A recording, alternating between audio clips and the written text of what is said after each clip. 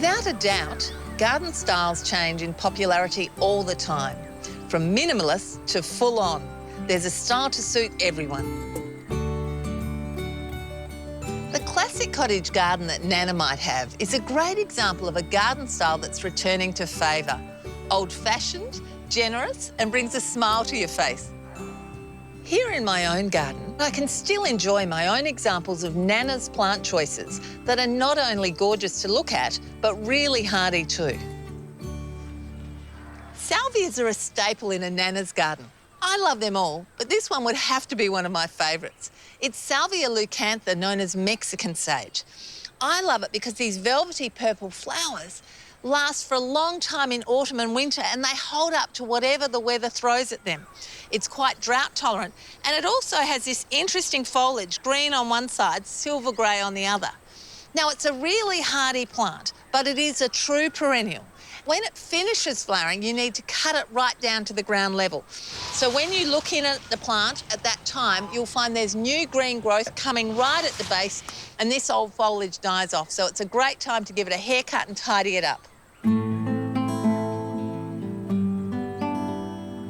This stunning plant is a Helianthus, or perennial sunflower.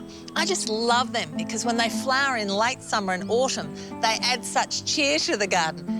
And they're so tall. Now, they're a true perennial, so when they finish flowering, you have to cut them right down to ground level, but then they shoot up again next year to give you lots of joy. Like any flower that has a daisy-like form, this is beloved by beneficial insects, particularly bees.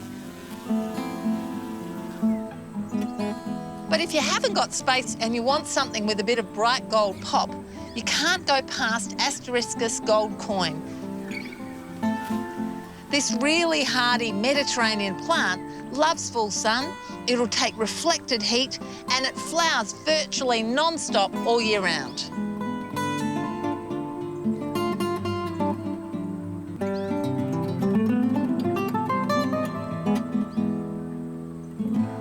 Daisies are found in any cottage garden. Now, these are perennial asters. They only flower in autumn, and they come in a range of sizes, from about 1.2 metres down to about 30 centimetres. They also come in a range of colours from pure white and shades of pink to these beautiful lavenders and purple. Now, the taller ones are rather floppy, so theoretically you put them at the back of the border or you stake them. But in my garden, I just let them do their own thing. And as you can see, they're beloved by the bees, the butterflies and other beneficials. At the end of autumn, when they finish flowering, cut them right down to just above ground level, and they're as hardy as anything.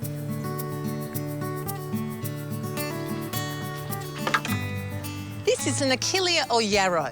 Now, the old-fashioned species of yarrow were quite invasive and you wouldn't plant them out in your garden. But over recent years, there have been some lovely modern cultivars that really form a giant clump.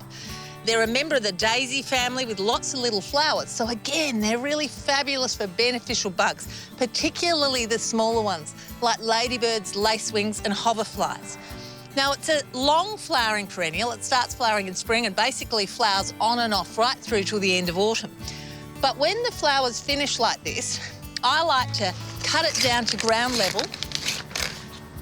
You can actually use this foliage, mulch it up, put it in your compost.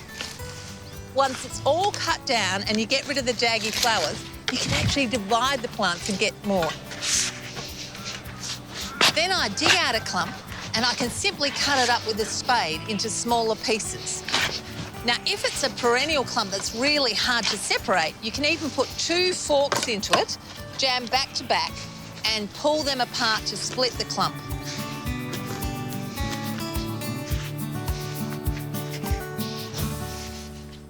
Now, dividing it couldn't be easier.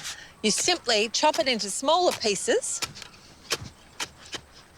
If it's really hard to do, you could even use an old bread knife.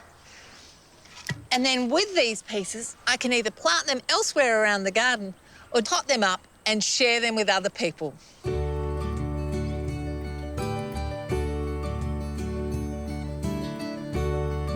Bulbs are a classic Nanna plant. They went out of favour because some people didn't like the look of them when their foliage is dying down. But if you want seasonal interest, nothing beats them. These are some autumn crocus known as colchicum. I love them. They appear out of nowhere. The bees love them too.